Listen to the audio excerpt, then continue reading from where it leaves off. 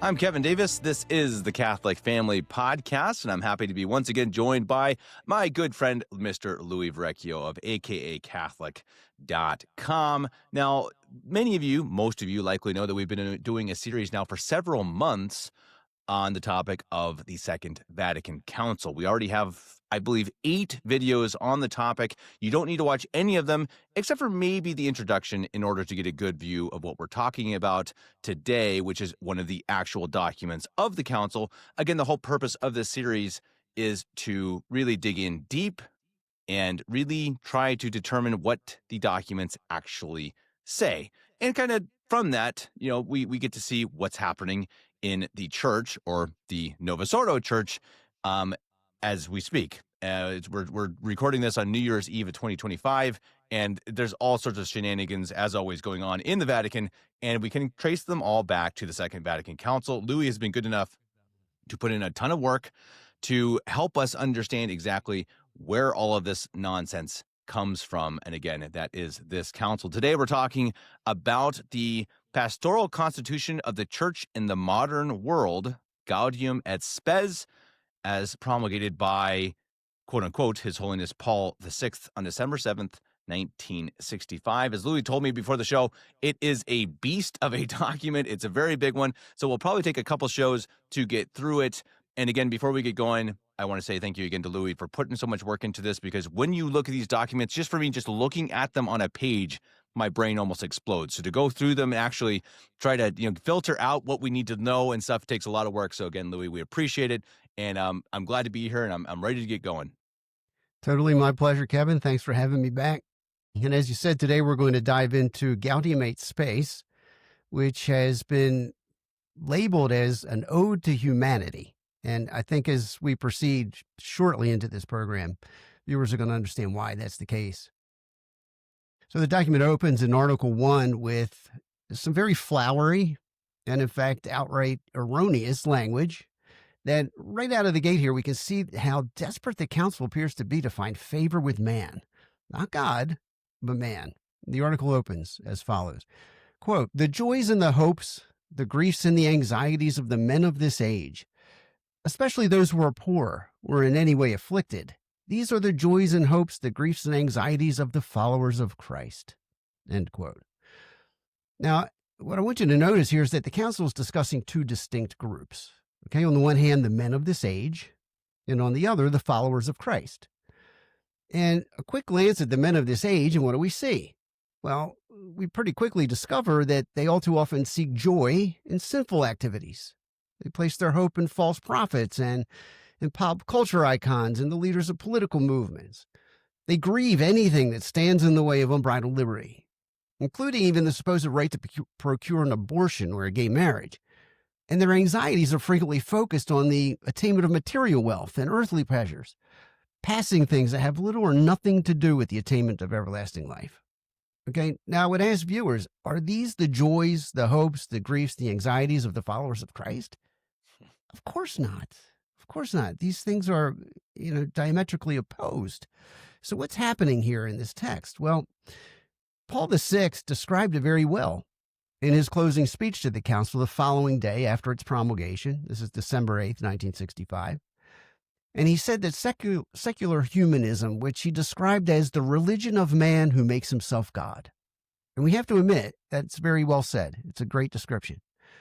He said that this secular humanism at the council, it clashed there with the religion of God who became man.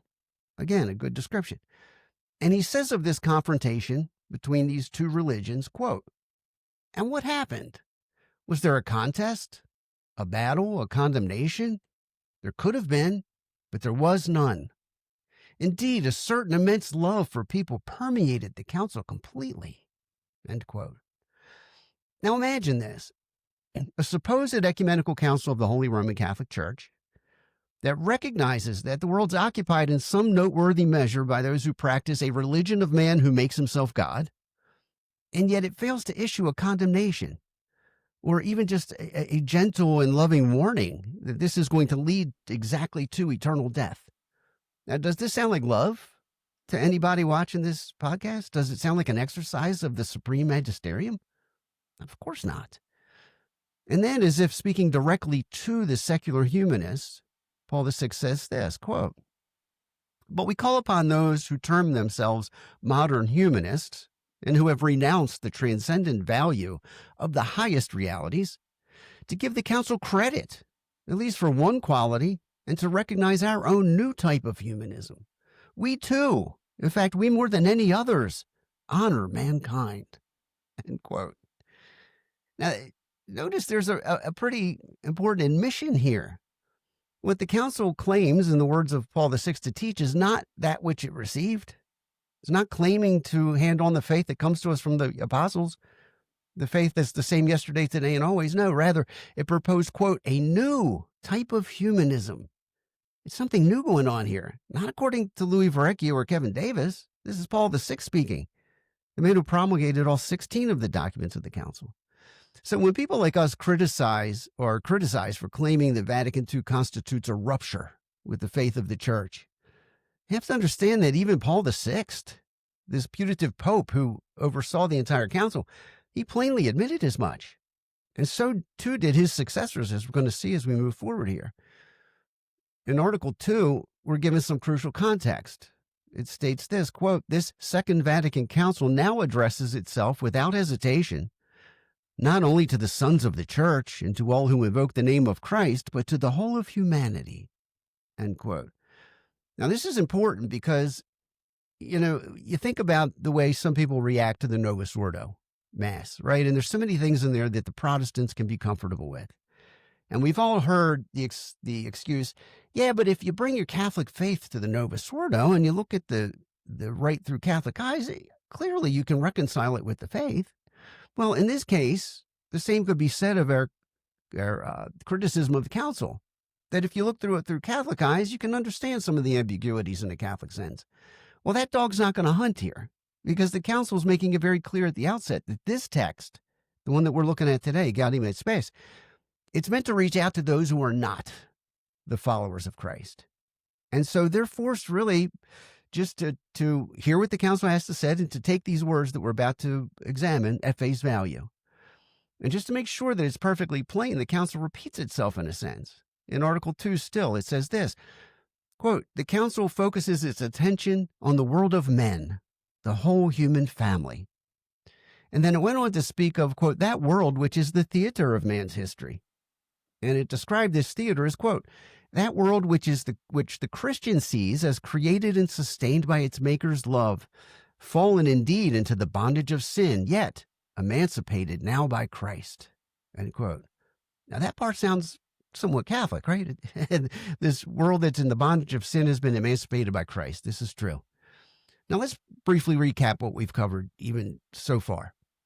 In Gaudium et Spes, the council speaking directly to the men of this age, men who, it acknowledges, have renounced the transcendent. In other words, the council realizes that the men of this age have rejected God and have rejected the one true religion that he revealed. And the council claims to have a certain immense love for such men. The council then acknowledges that Christians see that man is, quote, "fallen indeed into the bondage of sin, and yet is emancipated now by Christ." Now, with all that said, I ask you, if indeed the one true Church of Christ is speaking here at the Second Vatican Council, would it not be moved to teach the men of this age exactly how to free themselves from the bondage of sin and to find themselves emancipated in Christ? Of course it would. That's the very mission of the Catholic Church, right, Kevin? Right. I mean, it seems like they're kind of saying, hey, yeah, we respect all humans and everyone's good and we love all of you. Okay. Yep. Let's keep going. It's like, okay.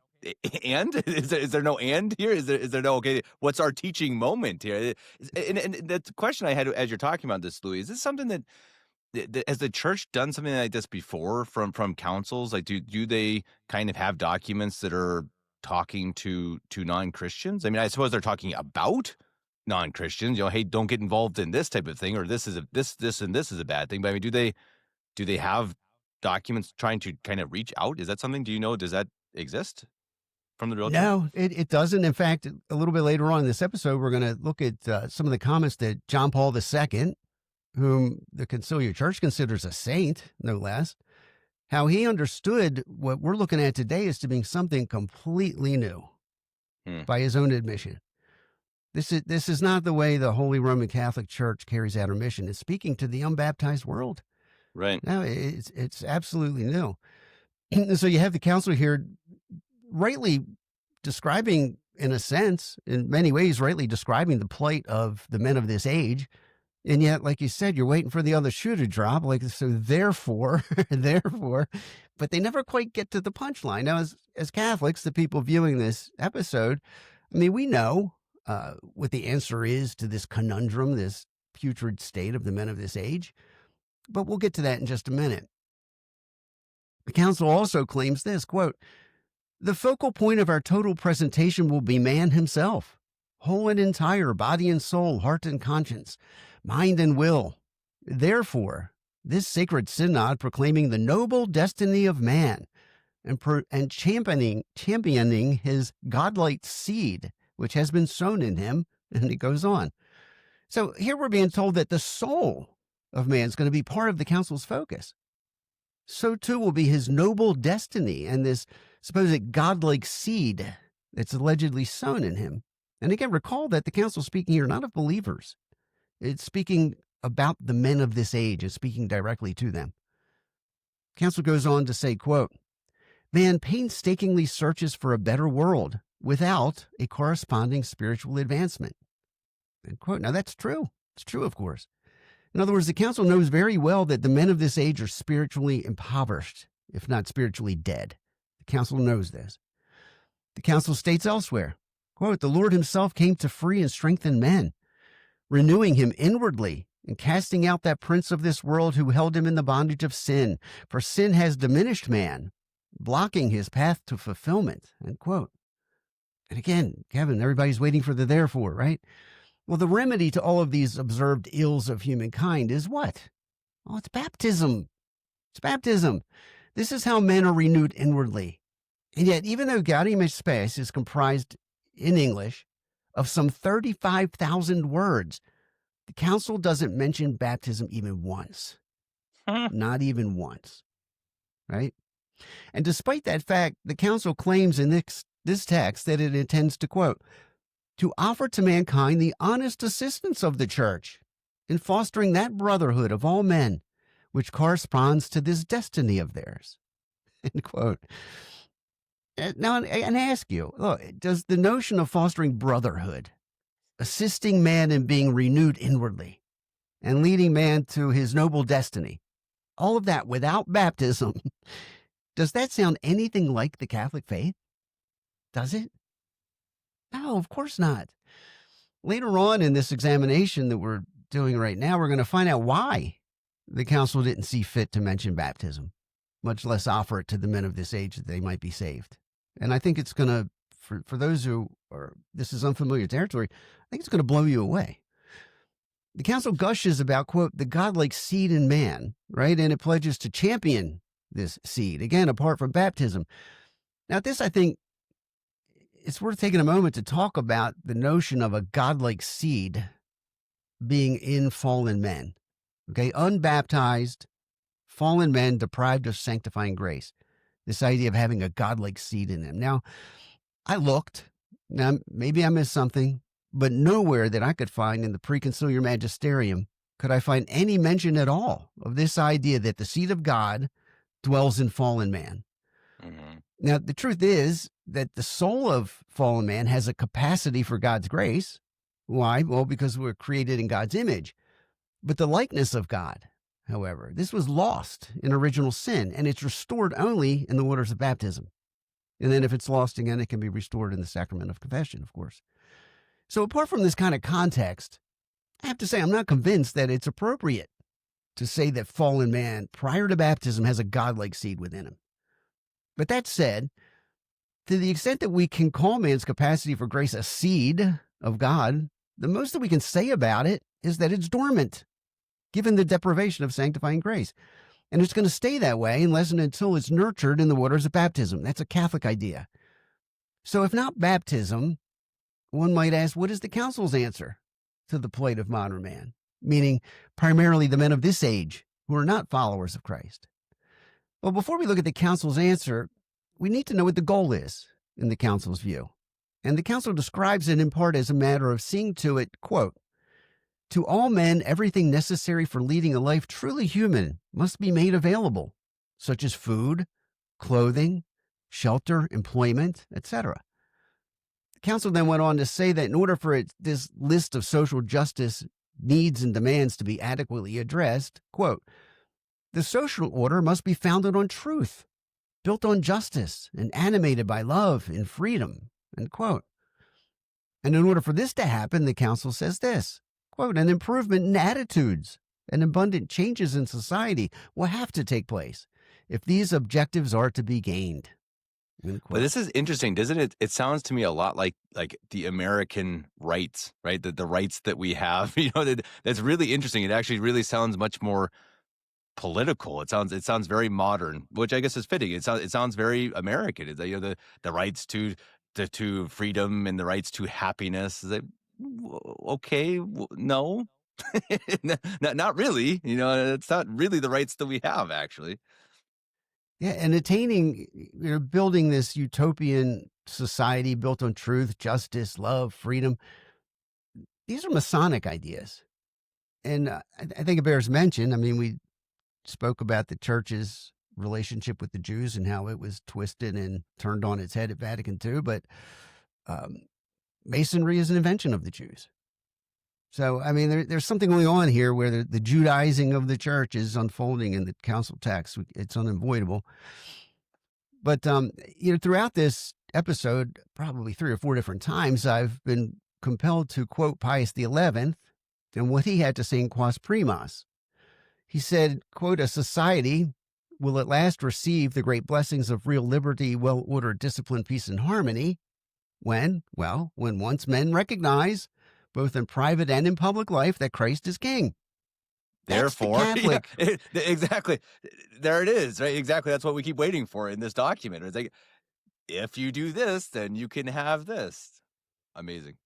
Well, that's a Catholic thought. And you're not going to find a whole lot of Catholic thoughts in this 35,000 word document, I'm afraid. And to the extent that they're there, as I mentioned in the introduction, if you want to make it your business to ferret through the conciliar text for everything that sounds Catholic and is defensible from a Catholic standpoint, go for it. I spent a lot of years doing that myself. The problem is in the poison, and that's why we're focusing on it in this series. So that's the Catholic recipe that Pius XI gives us to establish a society founded on truth, justice, freedom, and love.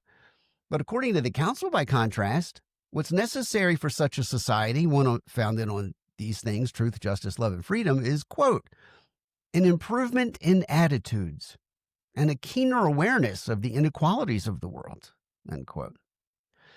So in essence, the council is saying that man has everything that he needs, apart from Christ the King, to create a utopian ideal here on earth. That's the takeaway message. It's the one that I'm getting. We might even say that what they're saying so far amounts to suggesting that man can even save himself from the bondage of sin. And we're going to come back to this idea a little bit later. Now, how often did we hear Francis go on and on about inequality? He often spoke as if all men should enjoy equality with respect to material wealth, right? As if the very notion of a society that's comprised of different classes of people, a ruling class, a middle class, a working class, etc., that this is a condemnable situation. But it's not, actually. To say that it is condemnable. Pope Pius X, quoting Pope Leo XIII, he cautioned against this manner of thinking.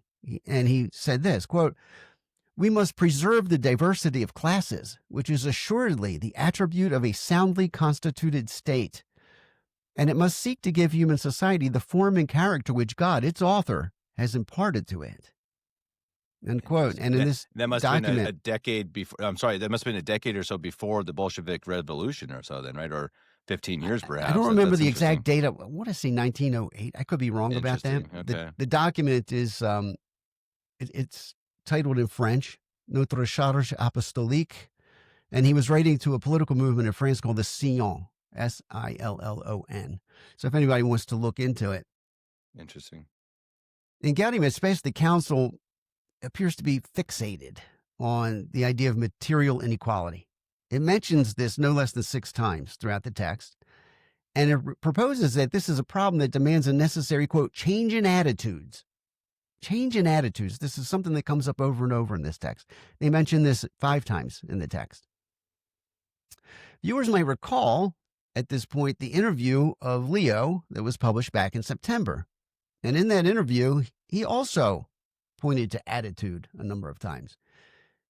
He said this, quote, "Together we look for the way to grow and walk together as church." It's an attitude which I think can teach a lot to the world today, end quote. Notice what he said here, walking together as church, not the church. Yeah, right. Just church. It sounds like something that you would find on a felt banner in a 1972 classroom of third graders, right? In any case, walking together, which in a Catholic sense we might call unity, according to Leo, this is a function of attitudes.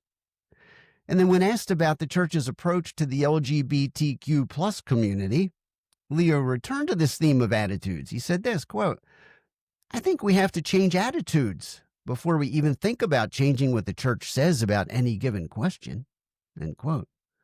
And of course, the real scandal here is that he didn't flatly reject the idea of changing what the church teaches about homodeviance.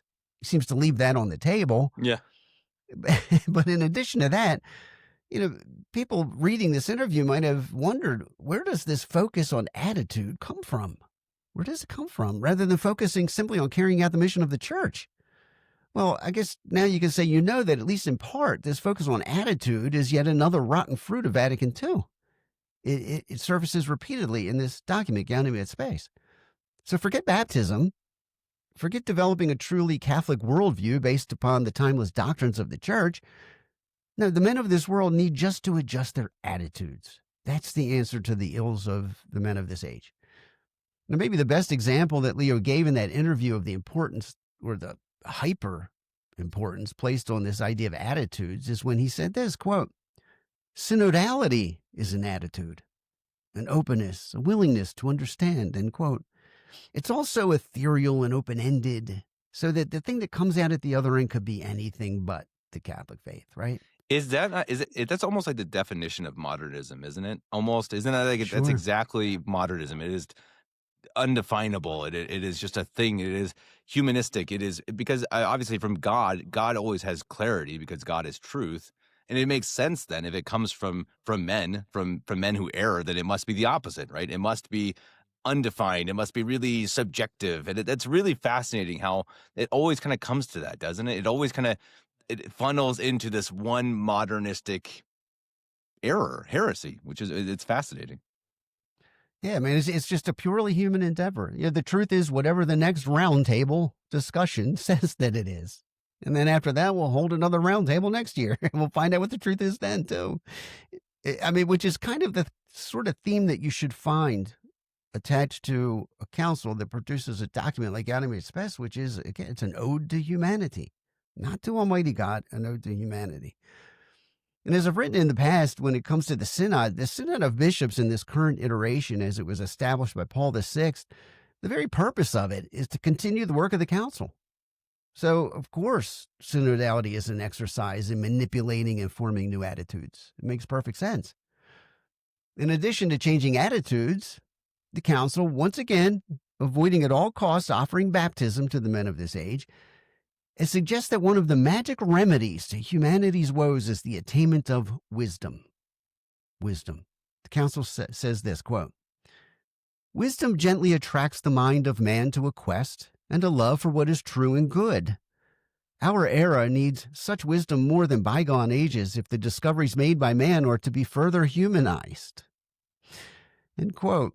Okay, first off, to what discoveries is the council referring, we might ask? Well, the council mentions such things as advances in science and technology and communications and things of this nature. Now, notice the end that the council has in mind. This wisdom supposedly is going to help man further humanize all of his wonderful accomplishments, right? In other words, it's not about glorifying God. It's not about that. And we'll have more to say about that in just a moment. The council goes on to discuss where this wisdom can be found, in part. And it states this, quote, "It should also be pointed out that many nations, poorer in economic goods, are quite rich in wisdom. and can offer noteworthy advantages to others. End quote. Now, India, perhaps? I I'm sorry, I'm just thinking of suppose, the third world countries, like, what do they offer in wisdom? I'm curious. yeah, the council doesn't actually bother telling us exactly That what it is has not in mind. surprising. Yeah, that's But not maybe surprising. they're referring to shamans and witch doctors that know which kinds of leaves can cure certain illnesses and all. And don't get me wrong, that's pretty cool. I'm actually pretty interested in that topic. But this isn't true wisdom as understood by the church. What is wisdom? Well, it's one of the seven gifts of the Holy Ghost, is what wisdom is. And how does one attain these gifts of the Holy Ghost? I keep coming back to it. It's by baptism. But as we noted, the council doesn't dare mention baptism. Rather, it operates, as we already noted, from the presumption that man has within himself everything that he needs in order to flourish. That's the theme. So, based on all of this, we have no choice but to conclude that the wisdom to which the council is referring must be nothing more than pure human ingenuity, intelligence, and know how, and things of this nature. But one thing's absolutely certain: council's not talking about wisdom as understood by the church. And the reason is pretty simple. It's because this council is not Catholic. It's not Catholic. Finally, recall what the council said when we started this examination of wisdom in the council's view. It said this: wisdom gently attracts the mind of man to a quest and a love for what is true and good. Well, it ends up that's not true. The truth is that fallen man is unduly attracted to evil, and it's God's grace alone that enables man to choose what is good and true. And yet the council proposes that it's this earthbound idea of purely human wisdom, that's enough to attract man to what is true and good. And that is a lie. It's a lie. It's a falsehood. It's a dangerous lie.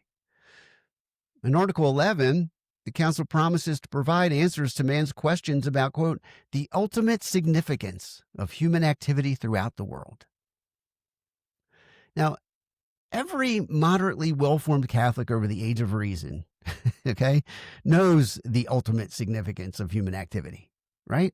It's the attainment of eternal life with God.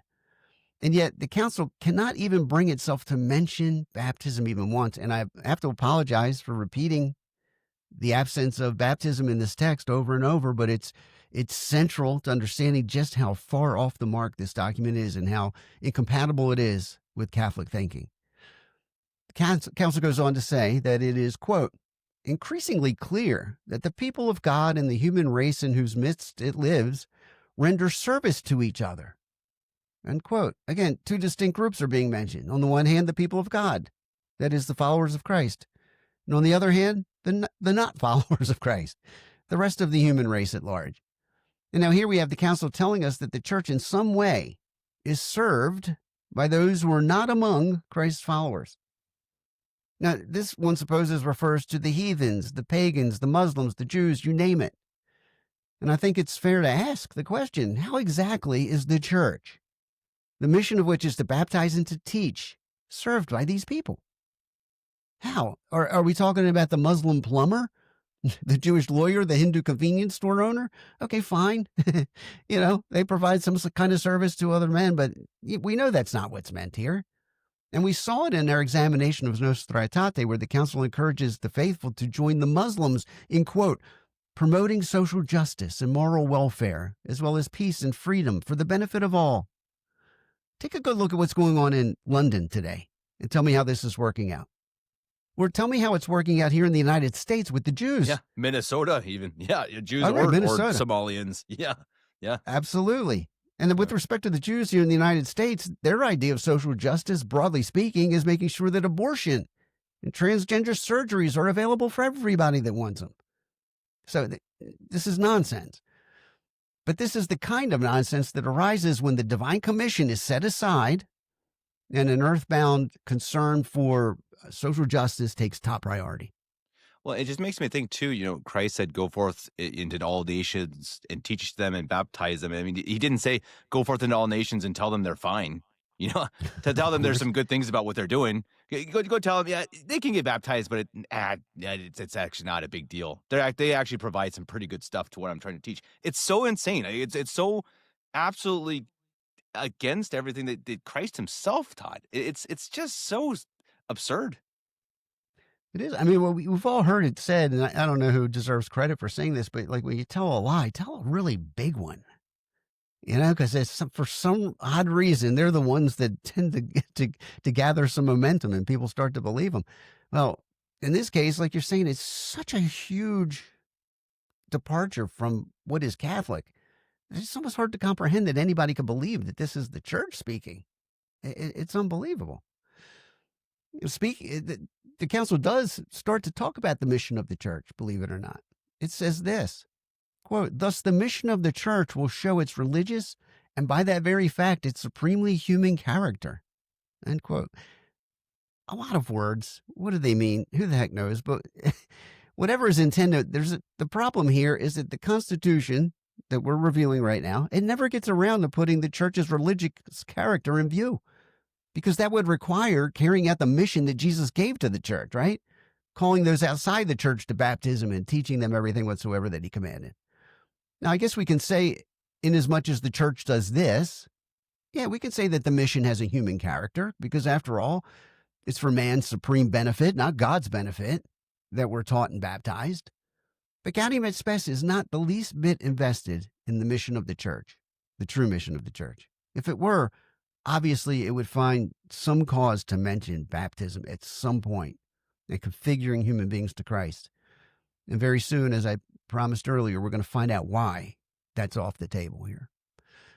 Now, if the earthbound nature of this Constitution isn't plain enough, it goes on to say this in Article 9, quote, "The conviction grows not only that humanity can and should increasingly consolidate its control over creation, but also to establish political, social, and economic order which will growingly serve man." Man.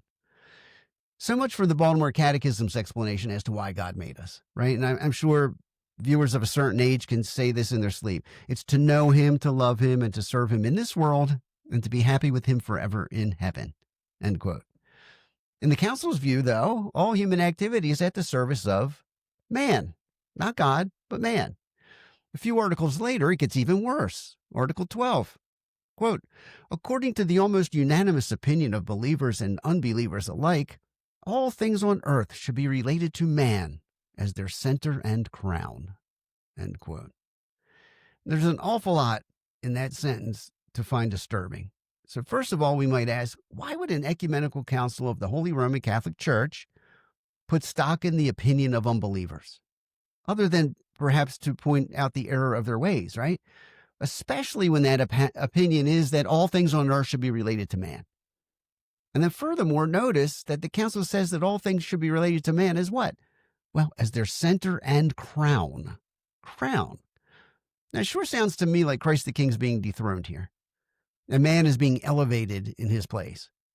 And lest there be any doubt that this is exactly what is happening here, further along in Gaudium et Spes, we find this gem, quote, "The church has already repudiated and cannot cease repudiating, sorrowfully, but as firmly as possible, those poisonous doctrines and actions which contradict reason and the common experience of humanity and dethrone man from his native excellence," end quote. So how about those poisonous doctrines that tend to dethrone Christ, right? Well, the council's not concerned with that. It's focused on man's so-called native excellence. And again, a reminder, the man that's being discussed here is the men of this age, not the followers of Christ. Now, contrast what Vatican II says about consolidating man's control over creation in order to serve man with what we find taught at the First Vatican Council in the document De Filius, where it says this, quote, "If anyone denies that the world and all things which are contained in it were created for the glory of God, let him be anathema." Did you get that?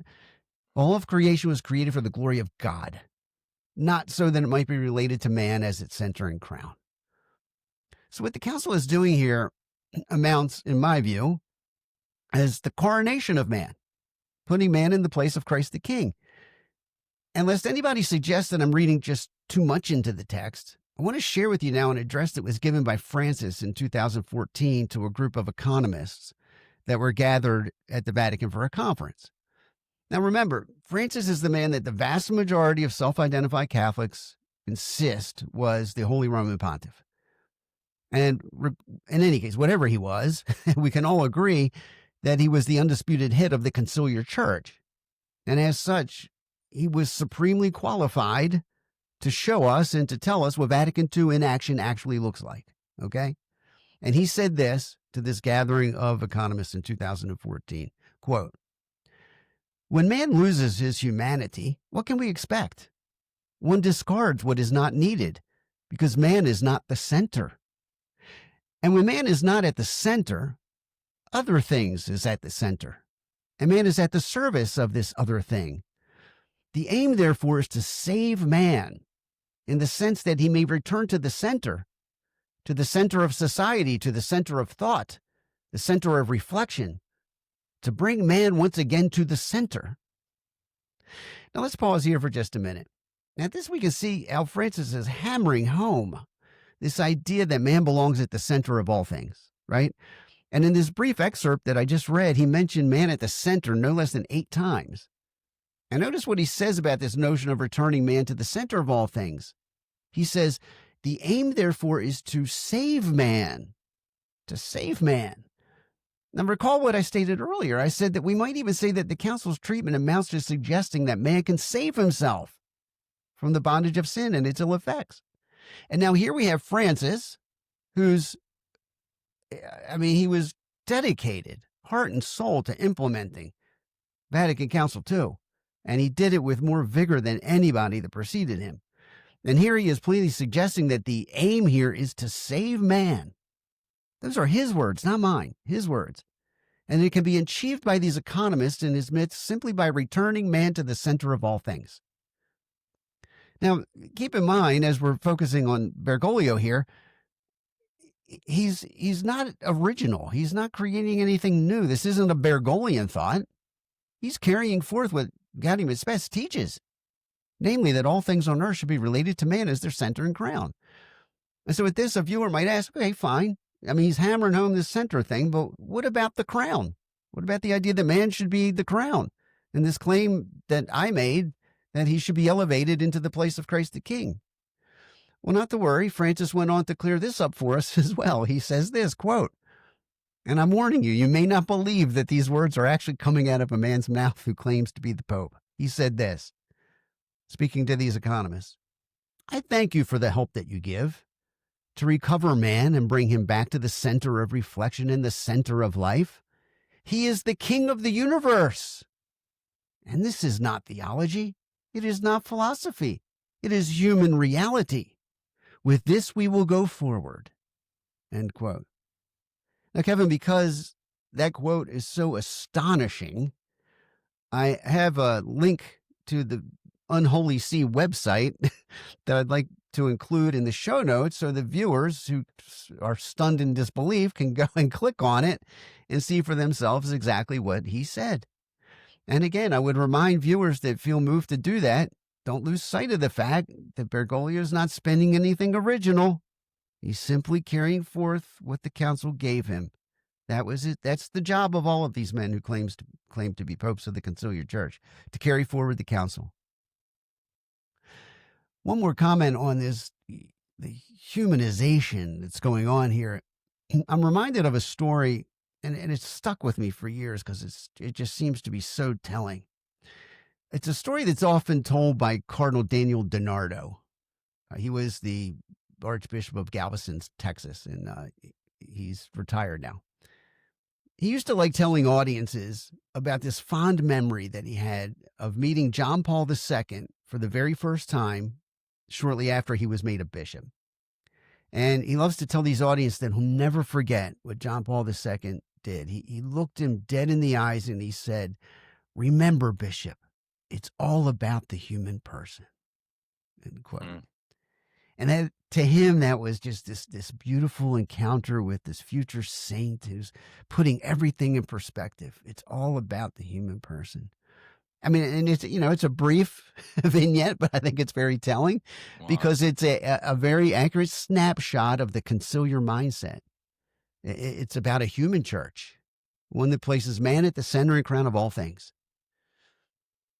It's no wonder that they've lost so many people, right? That they've lost not just vocations, but just people who go to church anymore. No one goes to church anymore because people. I think at the heart of it, they don't really want a human religion, right? They want a religion based around God, and when they go to their local church and don't see that, then what's the point? Well, why even go to church? And I think that is kind of ultimately, the issue. And you've seen that now for decades, that they get fewer and fewer people. And I think that's another thing I hope people see who watch this channel. You see that the faith does exist. It is still there. There are people, there are priests and bishops who still exist saying the true mass. CMRI.org. I recommend that to anyone who's watching this who doesn't know that already. You can find that the true faith is out there, but boy, not in Nova Sordo land.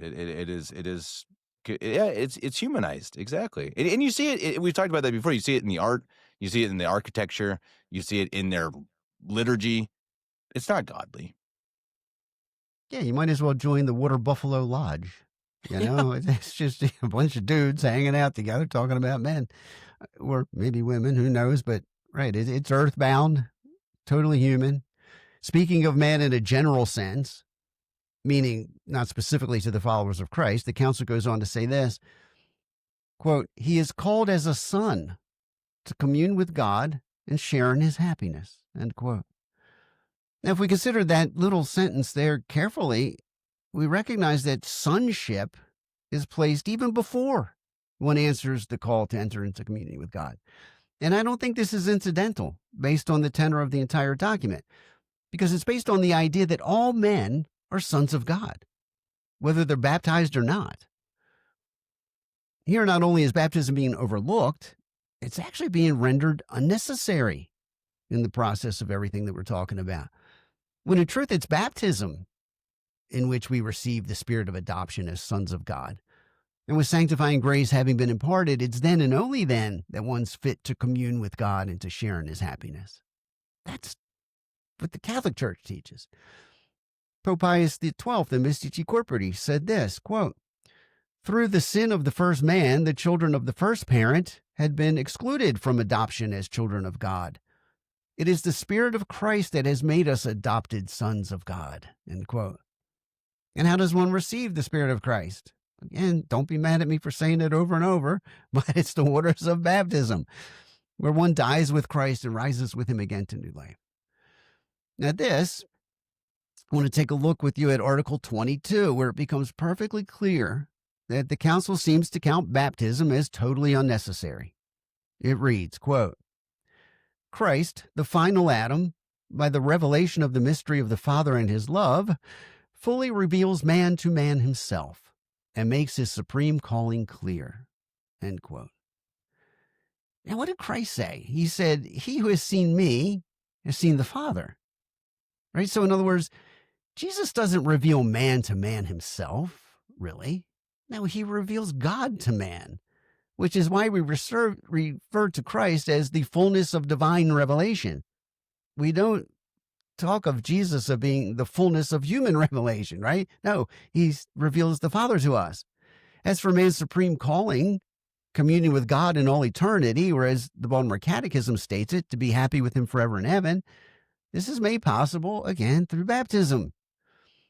So what we're left with is a Jesus who's really nothing more than a model to follow, an example of social justice and action.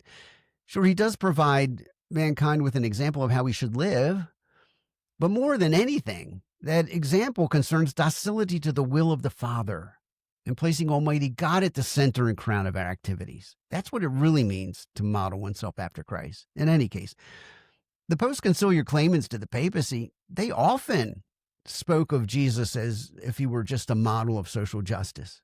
Just give a couple of quick examples. 1999, John Paul II. Quote, "Solidarity with the poor becomes more credible if Christians themselves live simply, following the example of Jesus."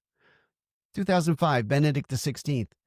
"Today the Church intends to journey on along this path without any ambition for power and without requesting social or financial privileges. The example of Jesus Christ, who went about doing good works and healing all, remains the Church's supreme norm of conduct among the peoples." End quote. Now, in Benedict's case here, you can see how reducing Jesus to a model for random acts of kindness, it also reduces the church to little more than an NGO.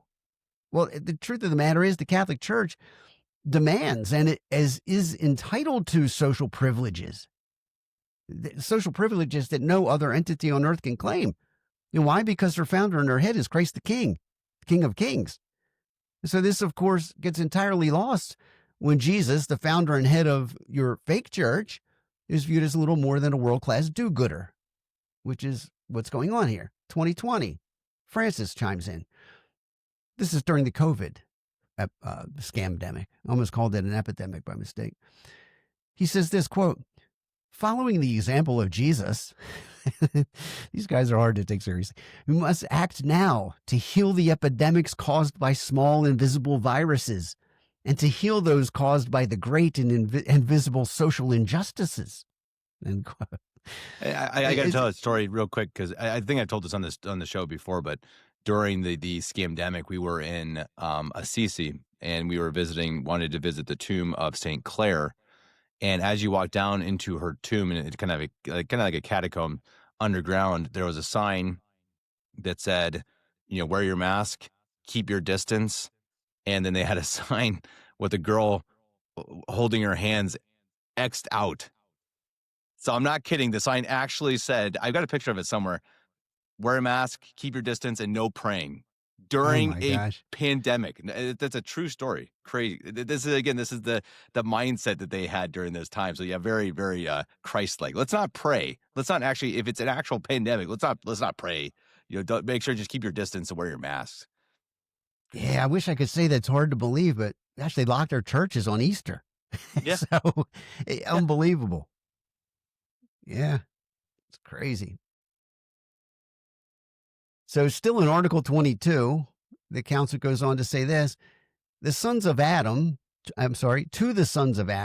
he, Christ, restores the divine likeness, which had been disfigured from the first sin onward, end quote. Got to stop here again, because how is man's likeness to God restored? And I know everybody's tired of hearing me say it so many times, but it's so important that we point this out. It's baptism, which the council will not mention in this article. In this entire document. The same article continues, quote, since human nature as Christ assumed it was not annulled, by that very fact, human nature, has been raised up to a divine dignity in our respect too.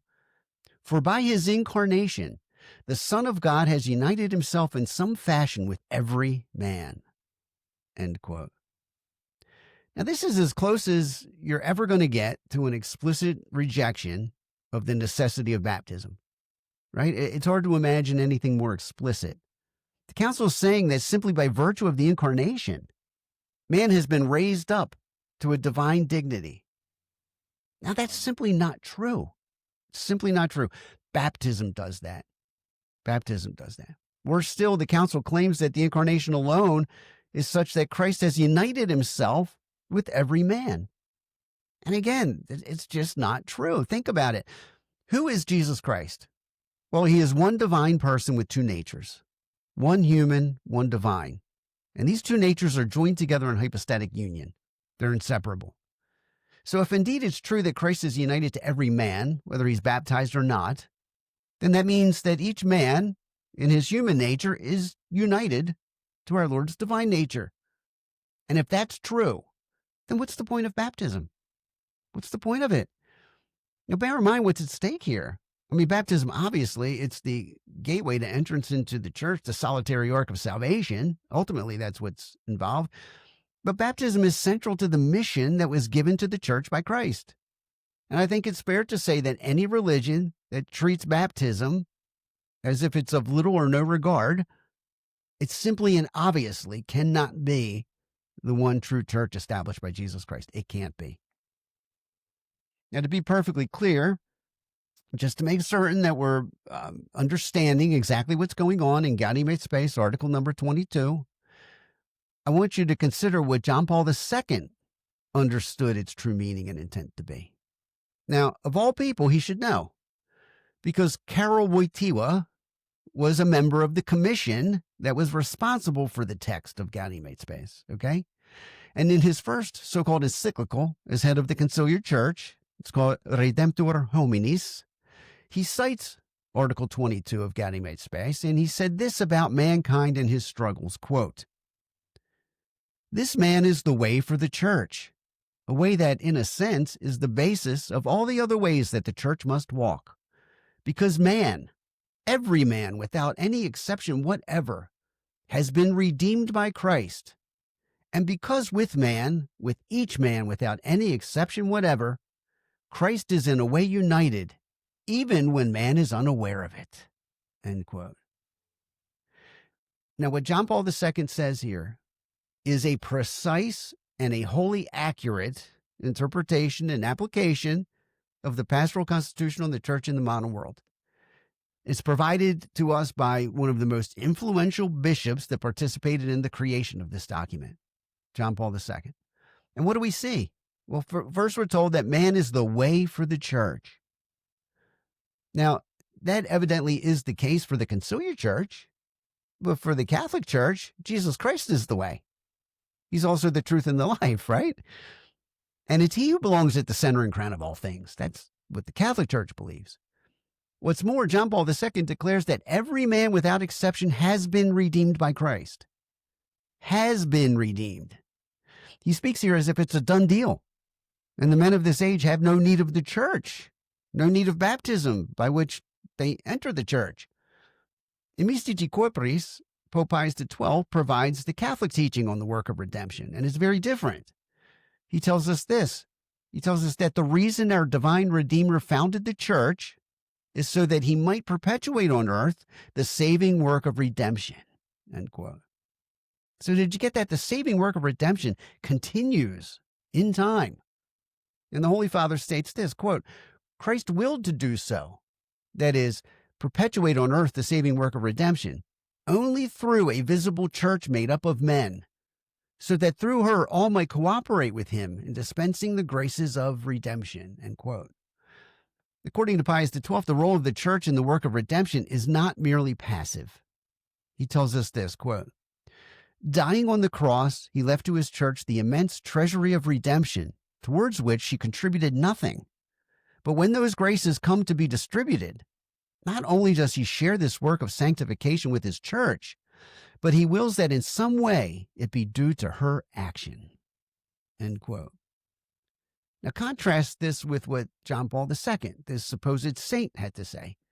He suggests that every man without exception, meaning even those who hate Christ, including those who hate his church, including those who mock his cross, all of them, each and every one, has already been redeemed by Christ.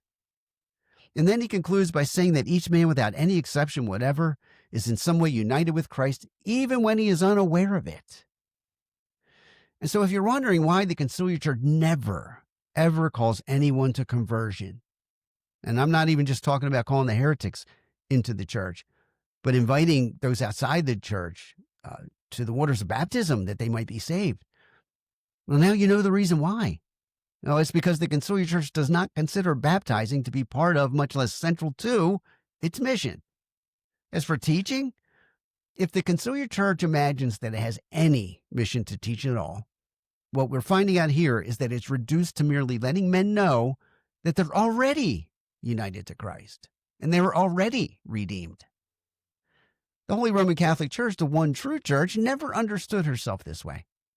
Well, that's my question for you then, Louis. What is the mission of the Novus Ordo Church? I mean, like, I think you're making such a great point here that if it's not to go forth and baptize and to save souls through that only means of saving souls has been taught by the church and by Christ, what is their mission? I think that's an interesting question, right? And I'm sure many of us have pondered that for by many decades now, really. But I mean, you look at Bergoglio, it's like, okay, what was his mission? And honestly, can we say? I mean, I don't know, Mother Earth, humanity, I guess, as you said in that one article. It's such an interesting question. I mean, do you have an answer to that? What do you think their mission is?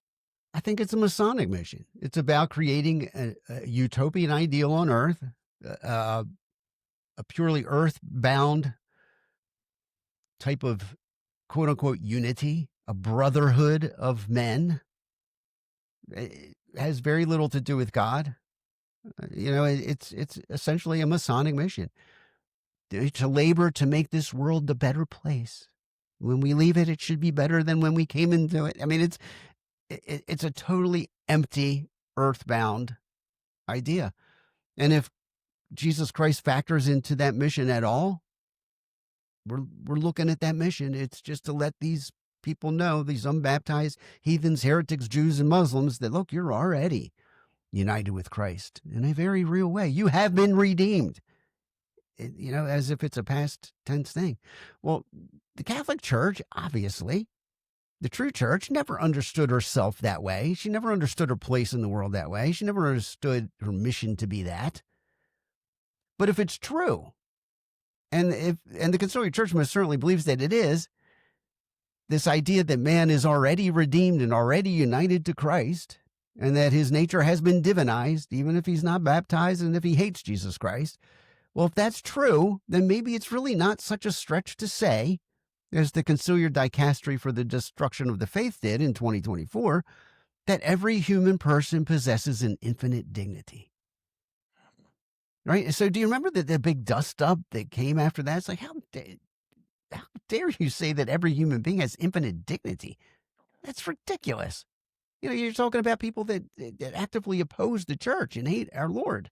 They don't have infinite dignity. Well, this too is a fruit of Vatican Council II.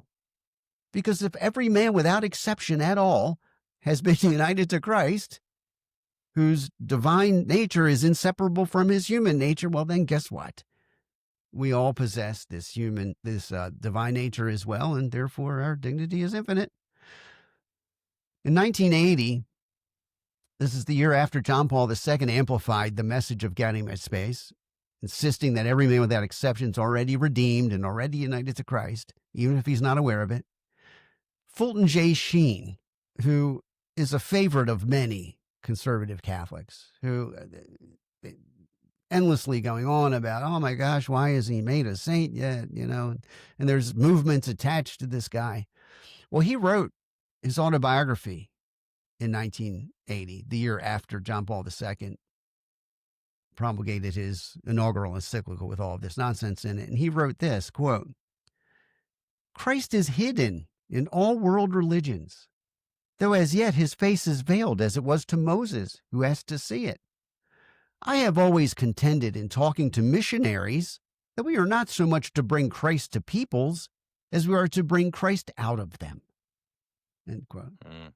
This is a hero of the conservative church, and even some tradition-minded Catholics are all about Fulton J. Sheen. Yeah. But he was obviously poisoned by the council. Earlier in his life, he had some very good things to say before the council, but he ended up selling his soul to the Second Vatican Council. But this is the conciliar understanding of what the church is, her identity, her mission, her place in the world.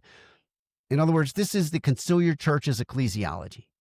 It's a church that exists to treat man as the center and crown of all things, and to labor for an earthbound version of equality, to point to Jesus not as king and lawgiver, but as little more than a model for social justice. And so in wrapping this episode up, Kevin, I think viewers would do well to understand that the likes of John Paul II, whom the conciliar church considers one of its great saints, right? He doesn't deny the fact that the Church of Vatican II has an ecclesiology and a self-awareness that has no basis in Catholic tradition. Very plainly admits this. In this same encyclical, Redemptor Homines, he wrote this, quote, "I am entering into the rich inheritance of the recent pontificates. This inheritance has struck deep roots in the awareness of the Church in an utterly new way, quite unknown previously, thanks to the Second Vatican Council."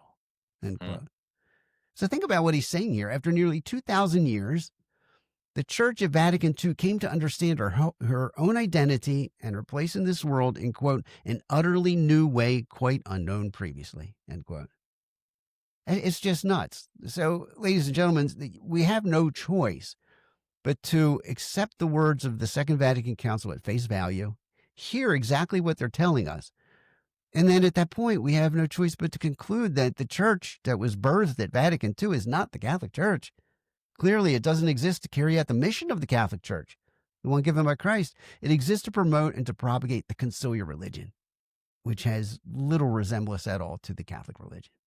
And so, on that note, Kevin, it's been exactly an hour, so I think we'll wrap it up and save the rest of Gaudium et Spes for our next episode. Appreciate it, Louis. As always, I appreciate you and the work you put into this. It's just shocking stuff. I know I say it every single show, but it really is. There's just things I learn every time. Like, how does this happen? How was this? How is this considered Catholic? It just gets me every time. It always opens my eyes. I'm sure it does with you guys watching this as well.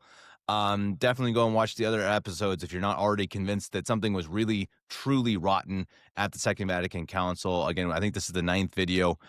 There's plenty more to go watch. Please share this with your friends and family. Please, please, please. We want them to be aware of this. We want them to see where this mess all started, where it all came from. Why is it that right now it doesn't seem like the Catholic Church is very Catholic? Well, Louis perfectly explained it to us here and how it all is connected. The fruits of what we're seeing right now were planted probably before, but certainly really deeply planted at the Second Vatican Council, which again, Louis has done such a good job of portraying. So thank you all very much for watching. We wish you all a happy new year if you're watching this in the right after we're publishing it here on the last day of 2025. And I'm sure, speaking for Louis, we wish you all a happy new year. And I'm sure we're both pretty curious to see what other nonsense the Vatican comes up to in 2026. I'm sure it'll continue to even surprise the both of us. And again, don't forget, whatever happens, it's all rooted in the Second Vatican Council. Louis, as always, thank you very much, and we will see you next time.